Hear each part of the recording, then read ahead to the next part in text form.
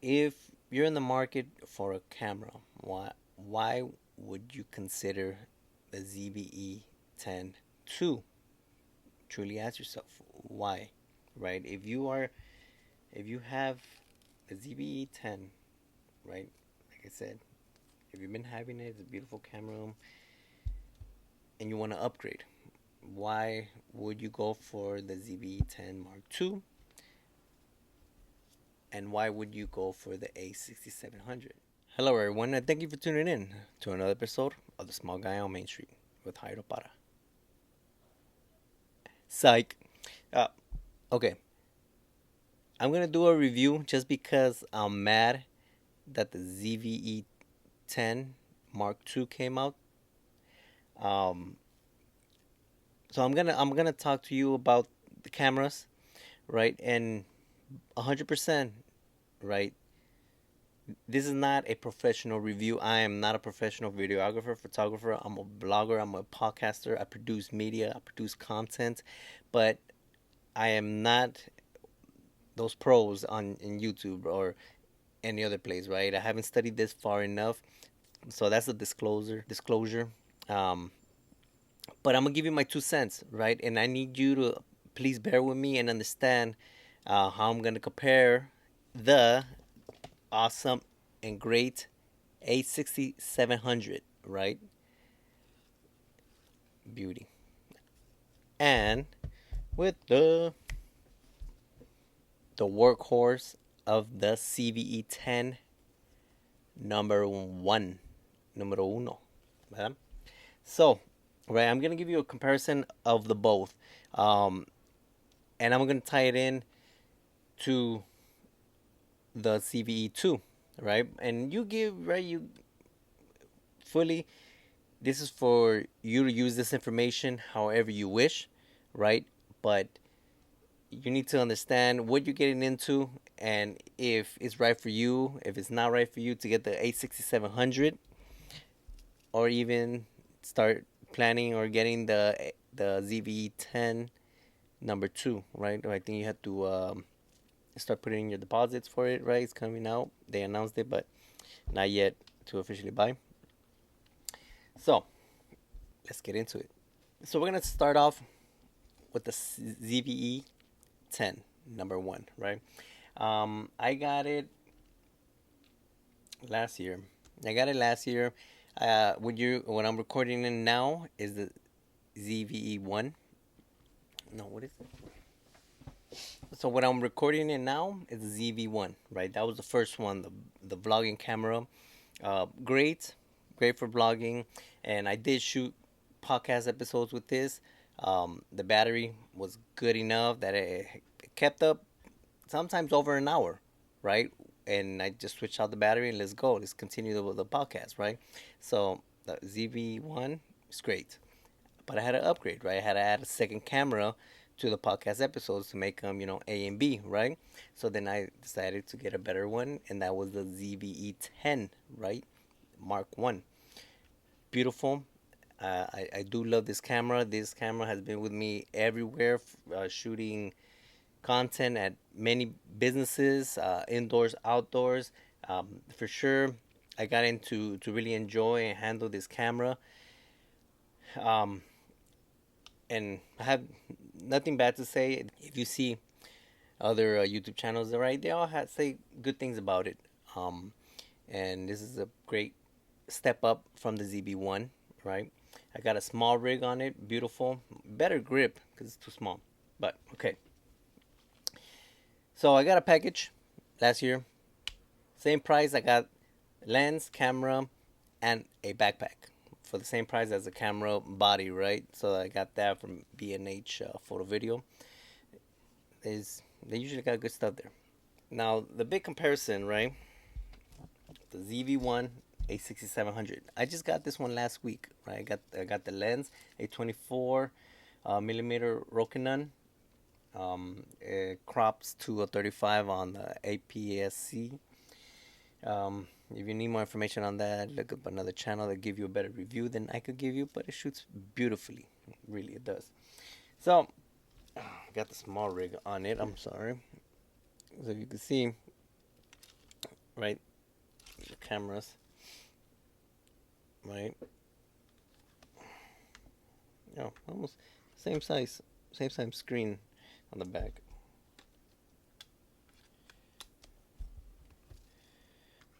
All right.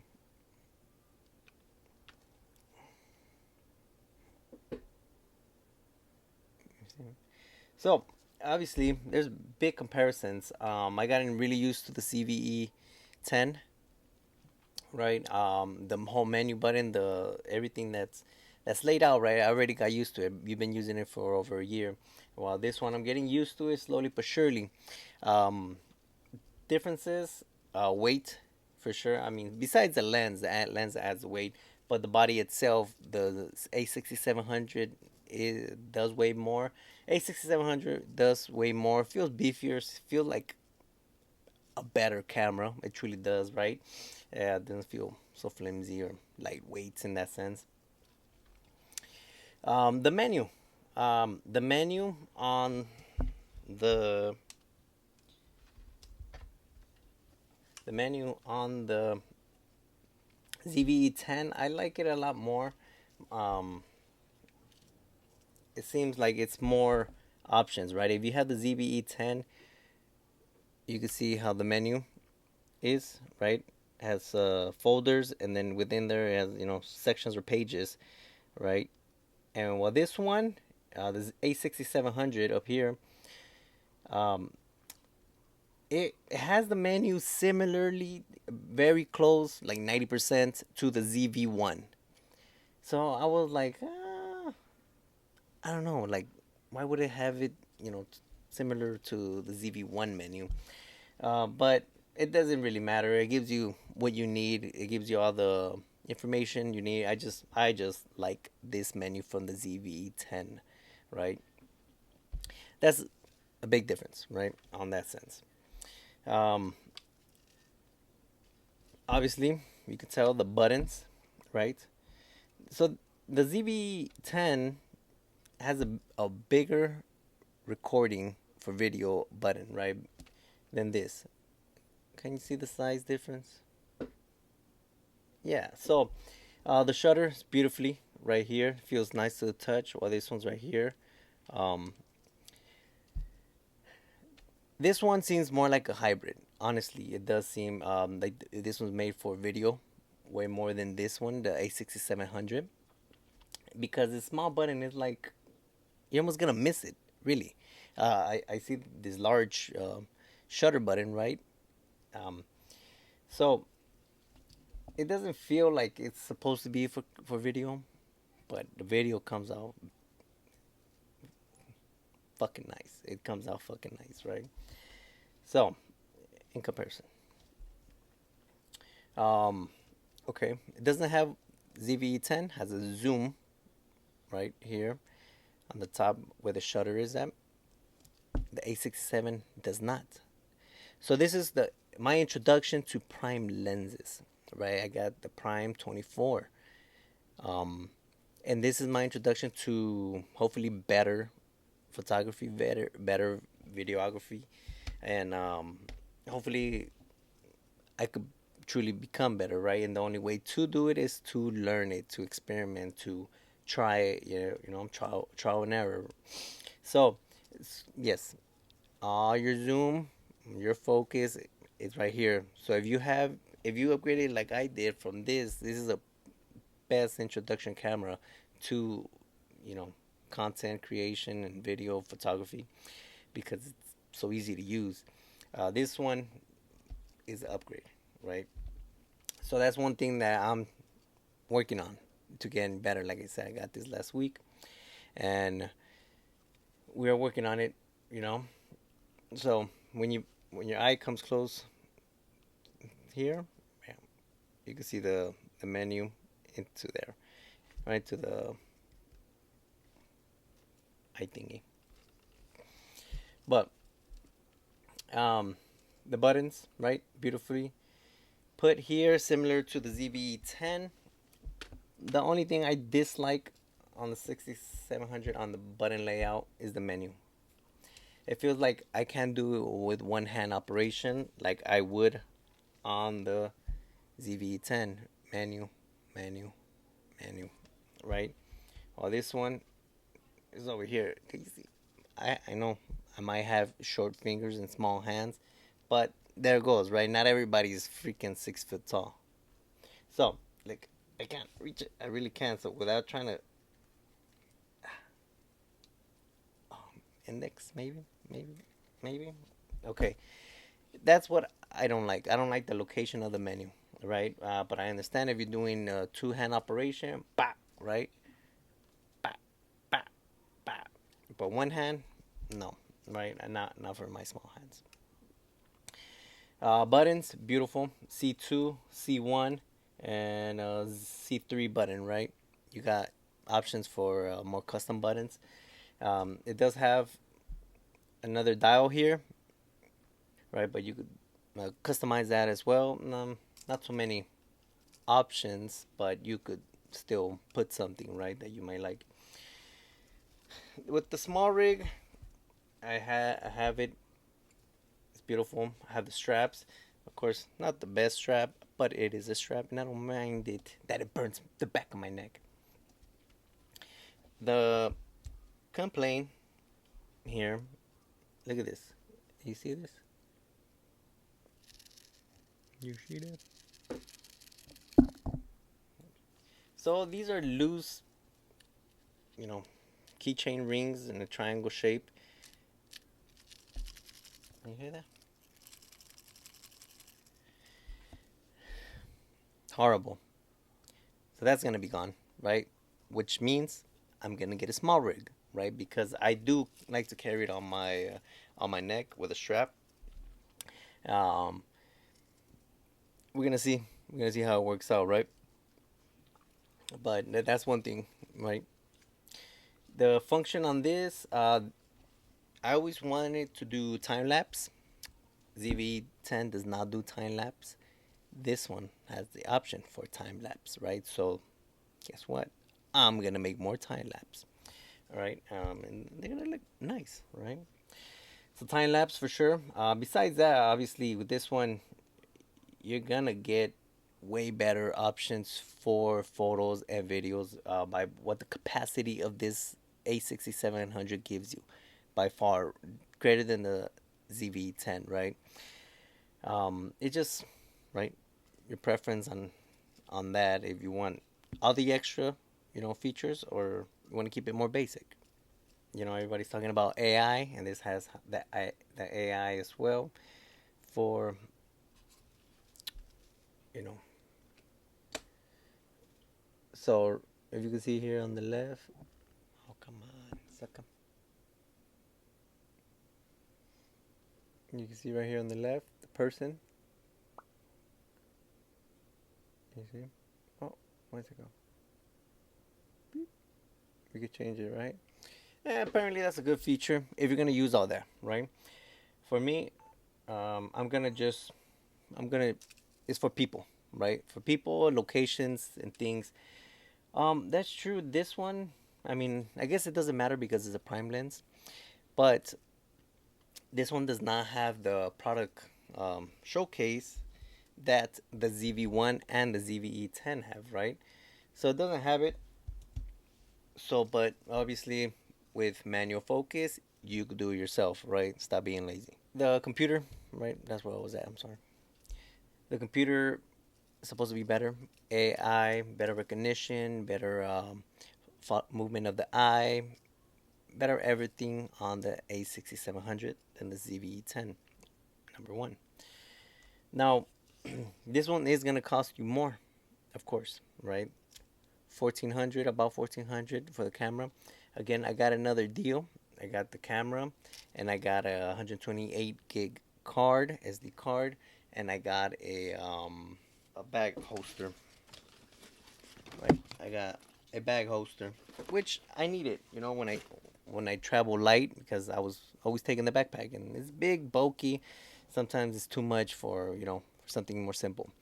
So I got that for the same price, 1400. The lens, I got the, like I said, the Rokinon. Cost me about 350 or something like that. Don't get me wrong, right? You could put, they say put a good lens with a okay camera, and you're gonna have good product, right? But of course, a good camera and a good lens is gonna give you even better. So you could put a better lens on the ZV-10, ZV-E10, or keep it, with the stock, which is what is it, the 16 to 50, right? 16 to 50. This one, of course, you gotta buy the battery. This one is the MPFZ100 battery. That's one thing I didn't account for. The ZV-E10, you could charge it with the USB, right?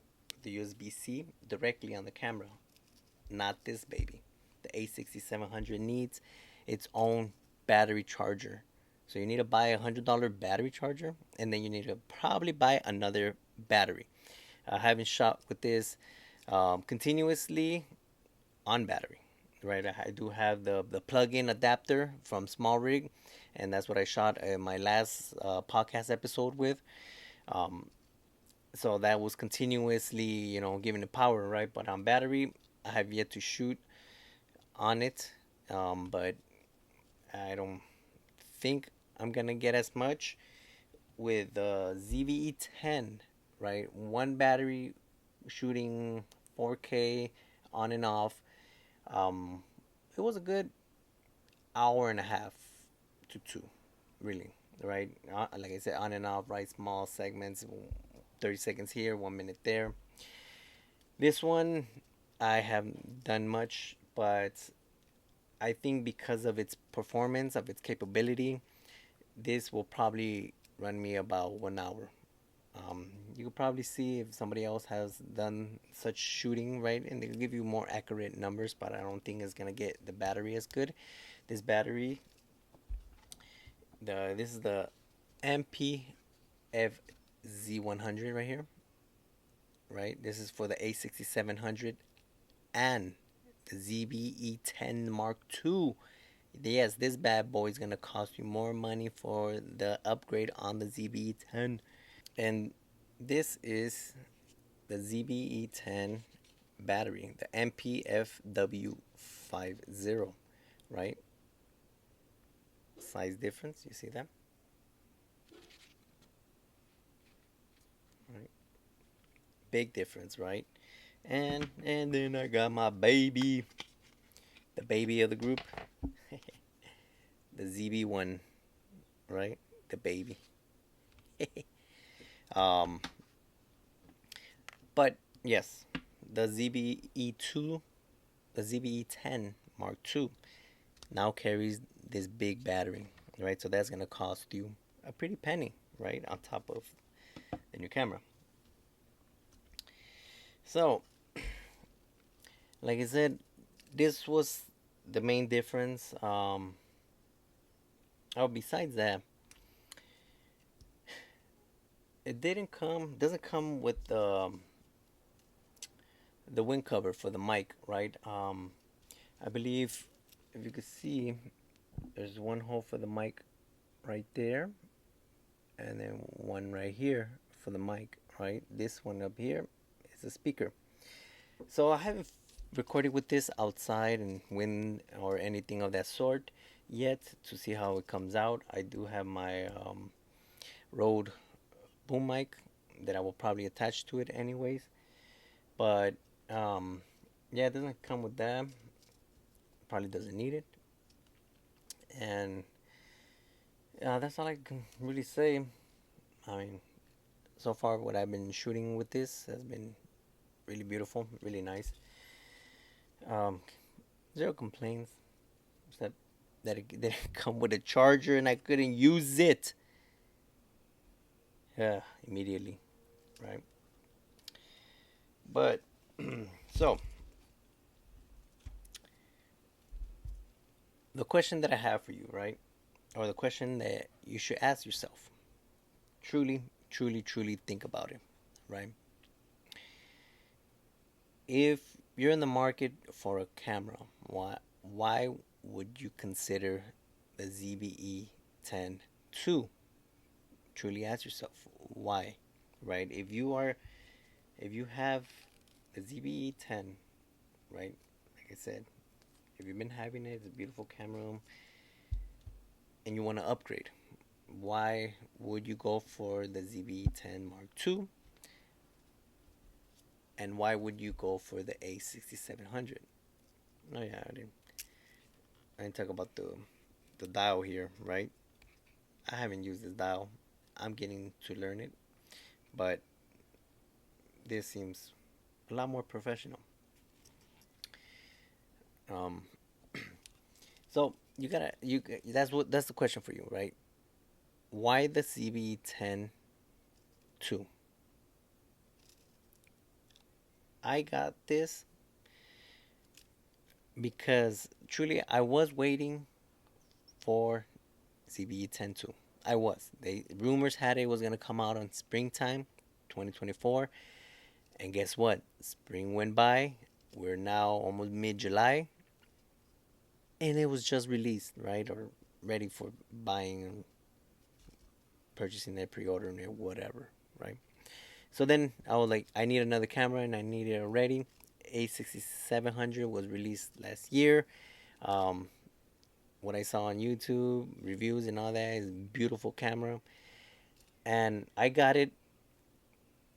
I was a little hesitant, and I truly, low-key, I was considering the FX3, but that one's even more expensive with much more things that I don't even understand. So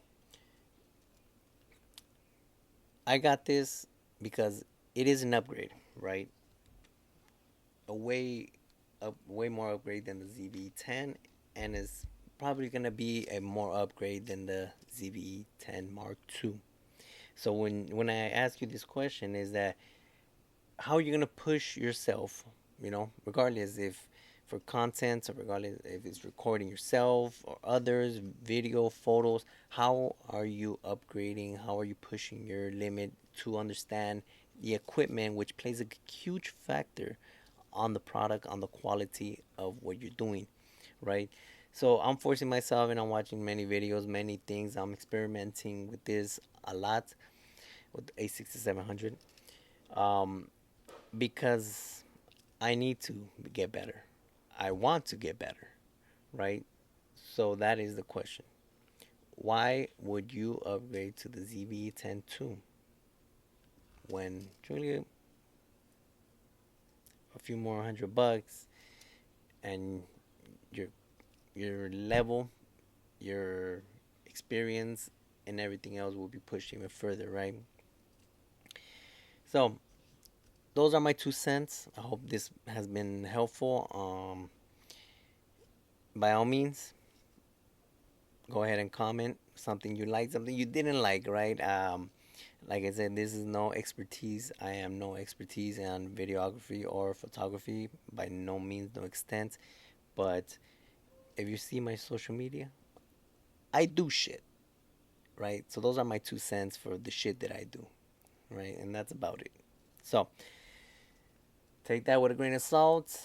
Thank you for being part of this, checking this out. And I hope you stay hustling. Nobody loves you. I love you. Peace out from LA.